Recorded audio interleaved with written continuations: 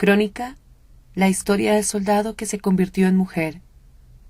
Texto escrito por Diana María Pachón.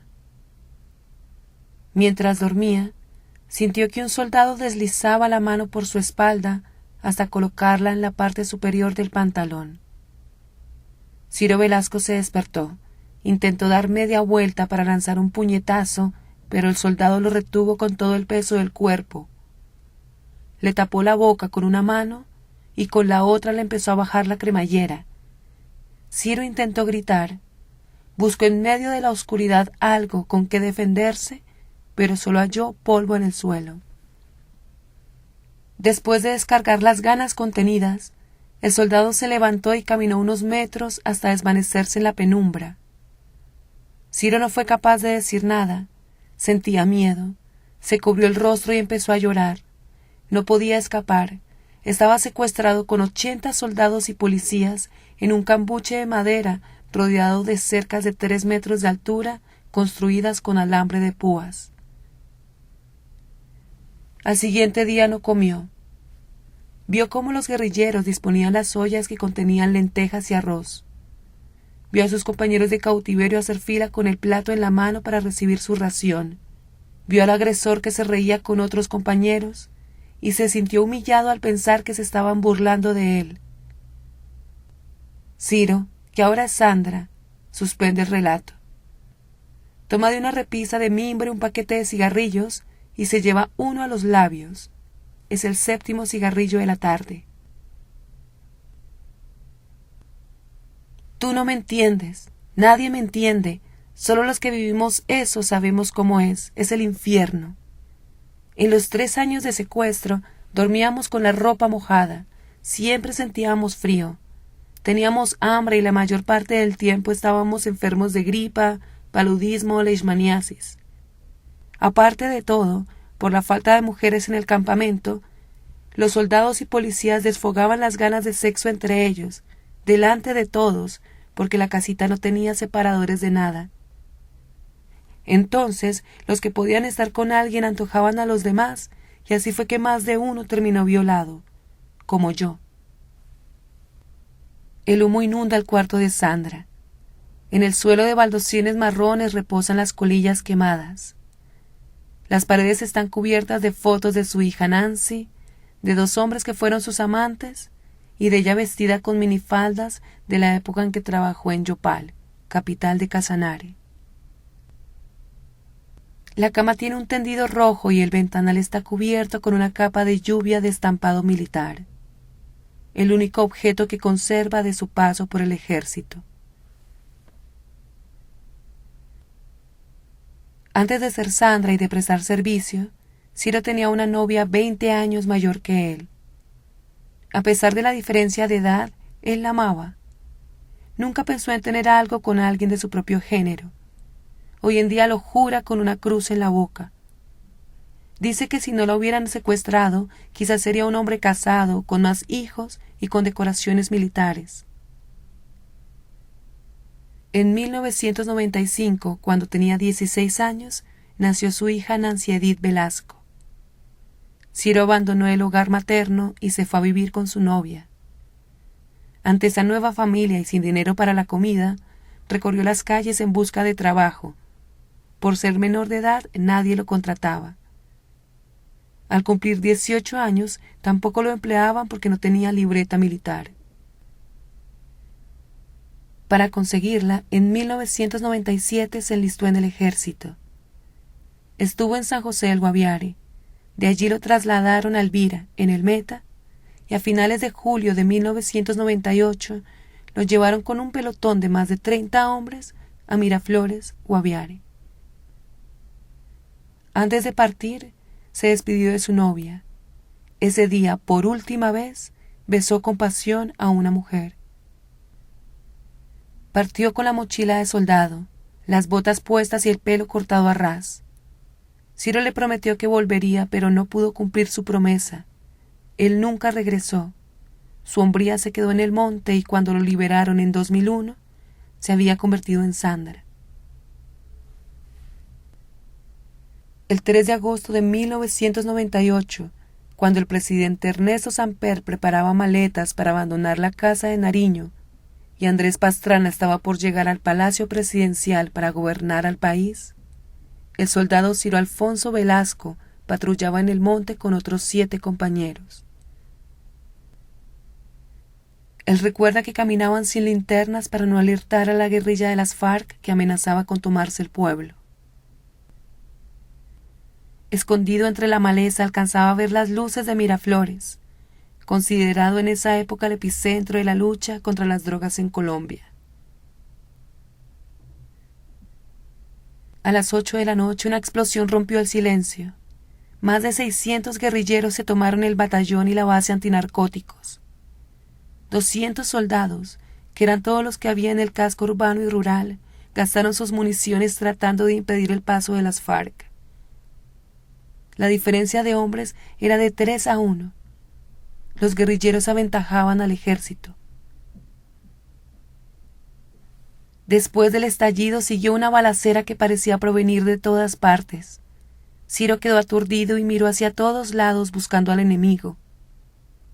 Cuando ya pudo controlar los nervios se arrojó al suelo, se arrastró hasta una piedra y esperó con un ojo en la mira de su fusil y el dedo rozando el gatillo.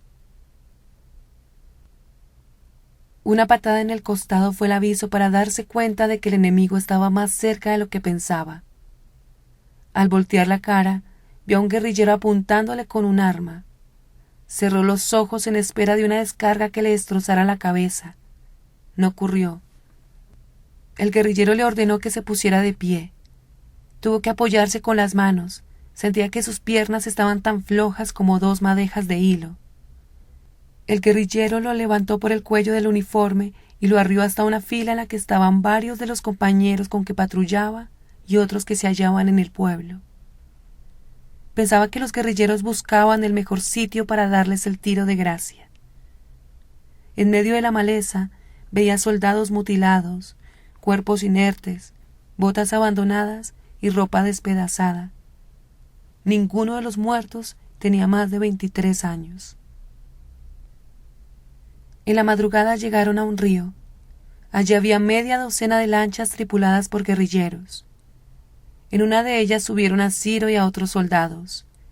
Navegaron durante 24 horas contra corriente hasta llegar a una selva oscura y húmeda, llena de serpientes, monos aulladores, arañas y mosquitos.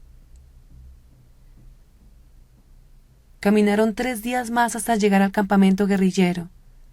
Allí los encerraron en el cambuche de madera cercado con alambre de púas. En el cautiverio cada día parecía la repetición del anterior, como si el tiempo se hubiera estancado y los 80 secuestrados estuvieran condenados a repetir las mismas acciones por el resto de sus vidas. Para ellos el tiempo se manifestaba cada vez que les crecían las uñas, el cabello y la barba. A Ciro Velasco no le creció la barba, pero el pelo le llegaba a la mitad de la espalda.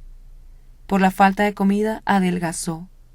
Su voz era la más suave entre todos los hombres. Recuerda que cuando entró al ejército, los superiores le daban cucharadas de panela con ají para que hablara con un tono más grave. El remedio no surtió efecto, y ya en el secuestro parecía una mujer en medio de hombres. Era el más delgado, el más vulnerable. Era fácil que los mancitos me cogieran por detrás y ya te imaginarás cómo. Sandra lanza una colilla encendida que cae a los pies de su cama. Toma otro cigarrillo y saca de un armario un álbum de fotos. Mira, aquí estoy cuando era soldado. ¿Verdad que era guapo? En la foto aparece con el pelo corto y camuflado militar.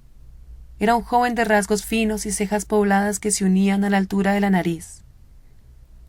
Ciro solo se parece a Sandra en los hoyitos que se le forman en las mejillas cada vez que ríe. Las cejas pobladas fueron reemplazadas por 2 líneas tatuadas sobre los ojos. El pelo le llega a los hombros y sus tetillas de joven ahora son un par de senos de casi 1 libra cada uno. Sandra es más femenina que muchas mujeres. Se sienta con las piernas cruzadas y procura no abrirlas en público. Mantiene erguida la espalda y mueve sus manos con delicadeza al hablar. Me violaron. pero pagaron todos los que me hicieron daño. Después de esa noche en que el soldado me cogió a la fuerza, llegaron otros pidiendo lo mismo, sexo, y como yo no accedía me cogían a golpes, me mostraban el miembro y me obligaban a hacer aquello. Pero yo no fui la única que me volteé en el monte. Muchos se voltearon y ahora andan diciendo que yo era la única. ¿Cómo no vas a ver una que tenía que ver todas las faenas? Es que yo sí puse la cara y afronté mi vida. Los 10 primeros meses después de la violación, los compañeros le gritaban en el día que era una loca, una degenerada, un travesti o un marica. Los mismos que lo insultaban llegaban en las noches a buscar su cuerpo. Una docena de veces tuvo que recurrir a los puños para defenderse de los agresores. Le partieron una ceja. Desesperado por el acoso, llegó a suplicarle a los guerrilleros que lo encadenaran a un árbol lejos de todos. Inclusive pensó en suicidarse, pero no fue capaz de hacerlo por su hija. Allá vendí mi cuerpo por protección. Tenía un amiguito que me quería en la intimidad. Era de los pocos que me trataban bonito. Pero durante el día leía la Biblia, no me ponía cuidado y no me defendía de las groserías. Si me pegaban se quedaba tranquilo. Luego llegó un mancito que todo el mundo respetaba y me pidió que estuviera con él. Yo sabía que si todo el mundo se daba cuenta de que yo estaba respaldada por el duro, me iban a tratar mejor. Así fue hasta que este tipo me vio hablando con otro soldado y me pegó un bofetón en la cara. Ciro Velasco se acostumbró a ser la mujer de los secuestrados. Andaba con el pelo suelto, empezó a caminar contoneando las caderas y cada vez que la guerrilla le daba ropa al grupo, él cortaba las camisas y pantalones con una cuchilla de afeitar y cosía con una aguja e hilo negro que le proporcionaron los guerrilleros. Todos lo empezaron a llamar Sandra y a tratarla como mujer. Ella no sabe de dónde salió el nombre, pero lo sigue manteniendo como una forma de recordar para siempre su cambio de vida. Medio año antes de su liberación, los soldados se disputaban el amor y la exclusividad de Sandra. Más de 10 hombres, entre policías y soldados, le escribieron cartas, se le arrodillaron y lloraron reclamándole fidelidad. Ciro, convertido en ella, se volvió un trofeo para los hombres. Se enamoraron de mí, por Dios santísimo que rompí varios corazones. Ellos se me arrodillaban, me besaban con amor, me decían que me amaban con locura. Para ese momento ya no me importaban. Ellos no saben el daño que me hicieron, pero logré vengarme. Bien merecido todo lo que los hice sufrir. Mientras Sandra rechazaba propuestas de amor y cosía hasta que los ojos se le cansaban, en San Vicente del Caguán, Caquetá, se estaba fraguando su liberación. En febrero de 2001, en la vereda Los Pozos, a 20 kilómetros de San Vicente, el presidente Andrés Pastrana se reunió con el jefe guerrillero Manuel Marulanda Vélez para firmar el Acuerdo de los Pozos, que establecía el intercambio humanitario entre secuestrados por prisioneros de la guerrilla. Marulanda y Pastrana se dieron un apretón de manos. Los medios de comunicación de todo el mundo registraron la sonrisa de los protagonistas del acuerdo. 4 meses después, un guerrillero se acercó al cambuche y empezó a señalar a varios soldados. Sandra vio que el dedo la apuntaba. Quedó desconcertada. Por primera vez en 3 años logró salir de la prisión selvática. Fueron 15 los afortunados. En junio, en el mismo lugar donde se firmó el acuerdo entre el gobierno y las FARC, Sandra, que quiso salir como Ciro, volvió a la libertad. Ella recuerda que días antes de la liberación le pidió a un guerrillero que lo peluqueara. No quería que su familia se enterara del cambio que había sufrido en el cautiverio. Lloró sobre su cabello arrancado y pensó que sin él las cosas cambiarían. Intentó dejar atrás su vida como Sandra, enterrarla en el monte y regresar como el hombre que se fue. Un beso le señaló que todo era distinto, que quien estaba enterrado en el monte no era Sandra sino Ciro. Al sentir el contacto de los labios de la novia que lo esperó durante 3 años, no sintió nada. Pensó que el amor se había acabado e intentó probar con otras mujeres. Ninguna lograba excitarlo. Terminó con la madre de su hija y volvió a la casa de sus padres. Mientras vivía con su familia, notó que sus gestos eran femeninos. En el comedor cruzaba las piernas como una señorita y medía cada bocado que se echaba a la boca. Su madre empezó a pensar que había algo extraño en el hijo liberado. Para no seguir levantando sospechas en la familia, Ciro se tatuó un nombre de mujer en el antebrazo, Luz Mary. Siempre andaba con el tatuaje descubierto para contar que estaba enamorado de una novia que nadie conocía. Viendo que los temores sobre su sexualidad se agudizaban en el hogar, resolvió marcharse y dejar salir de su interior a la mujer que estaba dentro. Se fue a vivir a una habitación arrendada en la localidad de Bosa, en Bogotá. Sin el menor recato empezó a maquillarse. Le gustaba quedarse frente al espejo aplicándose labiales, lápices y sombras.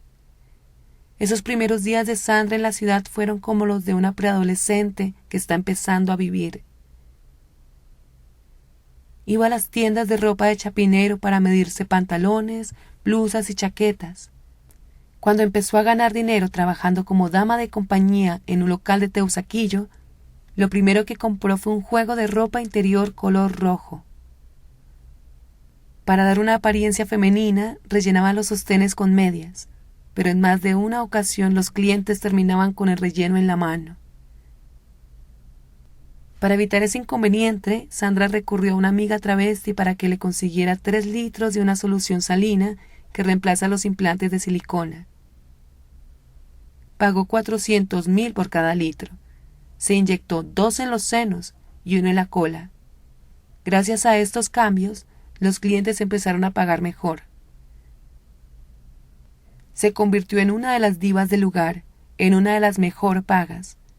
Más adelante trabajó en un club nocturno en Chapinero y luego viajó a Yopal, Casanare, para seguir explotando sus atributos.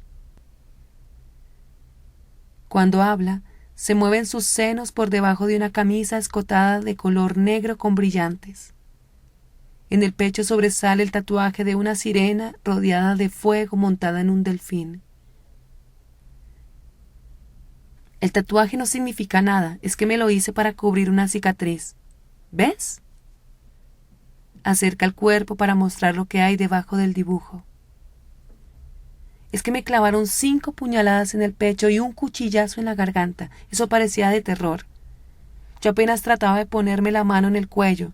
¿Si has visto esa película en donde un asesino coge a puñaladas a una chica? Pues así fue. Imagínate que entré a 2 mancitos a la casa para tomarnos unos guaros. Me pidieron que les mostrara fotos de mi familia y yo como una boba les pasé el álbum. En una de las páginas tenía guardados 500.000 pesos. A esos hombres se les fueron los ojos.